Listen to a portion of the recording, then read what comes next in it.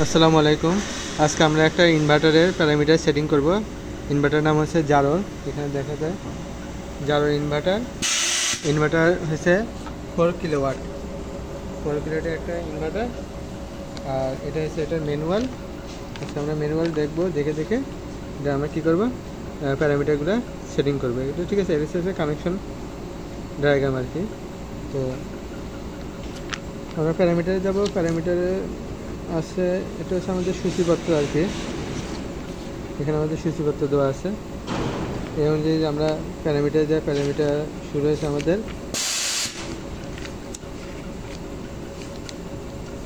33 নম্বর page থেকে আমাদের কী হবে, প্যারামিটারটা শুরু হয়েছে। ঠিক আছে, এখন আমরা এখানে প্যারামিটার এন্ট্রি করবো। প্যারামিটার ঢোকার জন্য আমাদের প্রথমে কী করতে হয়, যে পিআর যে প্রোগ্রাম ESC, এটাতে আমরা কী করবো, চাপ দেবো। চাপ দেওয়ার পরে যে P0 মানে P0 প্যারামিটারে আমরা এন্ট্রি করতে পারি। P0 প্যারামিটারে এন্ট্রি করতে হলে কী করতে হয়, যে এন্টার বাটনে টিপ দিতে হবে। ঠিক আছে, এই আপ ডাউন করার মাধ্যমে আমরা কি প্যারামিটার P0 1 2 3 4 এগুলো আছে, এগুলোতে আমরা এন্ট্রি করতে পারবো। তো আমরা যাবো P0 2-এ। P0 2 এটা হচ্ছে আমাদের P0 2 হচ্ছে command source selection. Command source selection আমরা গেলাম, যে এন্ট্রি করে। এখানে দেওয়া আছে 1 মানে হচ্ছে কি,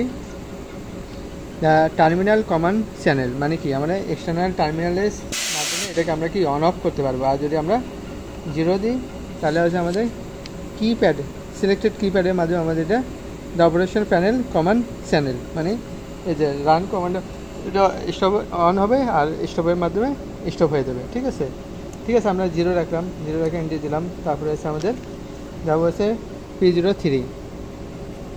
P0 হচ্ছে মেন ফ্রিকোয়েন্সি সোর্স সিলেকশন মানে ফ্রিকোয়েন্সি দেবো। এটা কীভাবে দেবো, এখানে আছে 0 হচ্ছে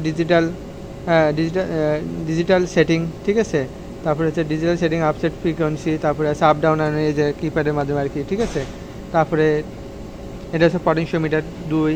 ঠিক আছে, আর 4 হচ্ছে আমার কিপ্যাড কিবোর্ড পটেনশিওমিটার মানে এই যে কিবোর্ড যে পটেনশিওমিটার আছে, এর মাধ্যমে আমি এটা চালু করবো আর কি। ঠিক আছে, আমাদের 4 দেওয়া আছে, 4 থাক। এরপরে আমরা যাবো হচ্ছে 8 নম্বরে। 8 নম্বরে যাবো।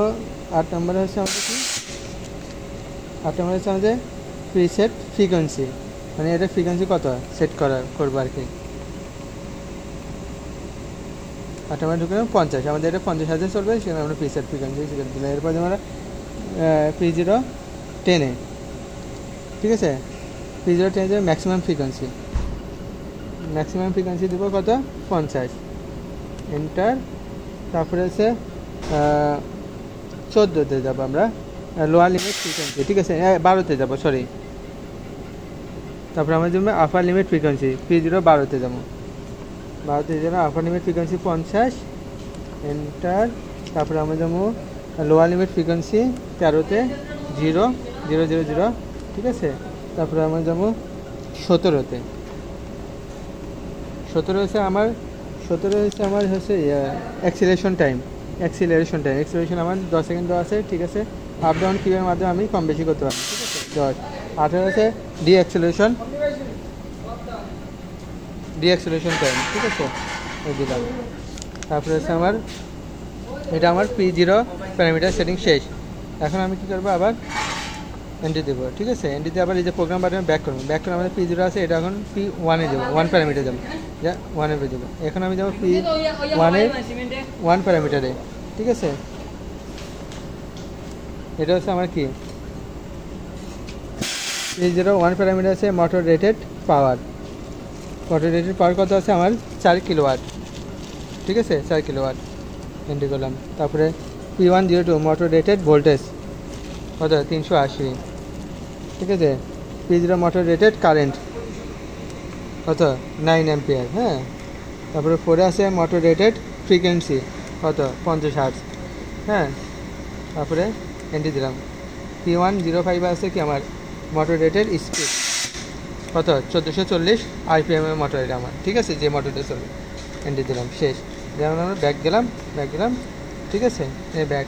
এখন আমার যদি এ বাটন যে টিপ দিই তার মানে ভোল্টেজ চেক দিতে পারবো, আবার যে টিপ দিয়ে এখানে এম্পিয়ার দেখাবে, আবার যে টিপ দিই তাহলে আমাদের ফ্রিকোয়েন্সি চলে আসবে, যে ফ্রিকোয়েন্সি আপনার আমাদের কমাতে। দেখি আমরা রান দিতাম, এই যে রান বাটন টিপ দিলাম, রান আসে, এই যে রান কমান, আবার স্টপ বাটন টিপ দিলে স্টপ। ঠিক আছে, এখন আমরা এটাকে কী করবো, আমরা রান কমান্ডটা চেঞ্জ করব। রান কমান্ডটা আমরা চেঞ্জ করে দিব হচ্ছে 1-এ। হ্যাঁ, এটা হচ্ছে আমার কথা P02 এন্ট্রি করলাম, এখানে 1 0 আছে, এখানে 1 করে দিলাম, 1কে এন্ট্রি করে দিলাম। ঠিক আছে, দিয়ে শেষ। ঠিক আছে, হ্যাঁ। এখন যে আমরা রান কমান্ডে দিই চালু হয় না, চালু হয় না। আমরা রান কমান্ড দিই তাহলে কী করতে হবে, এই যে গ্রাউন্ড আছে, গ্রাউন্ডের সাথে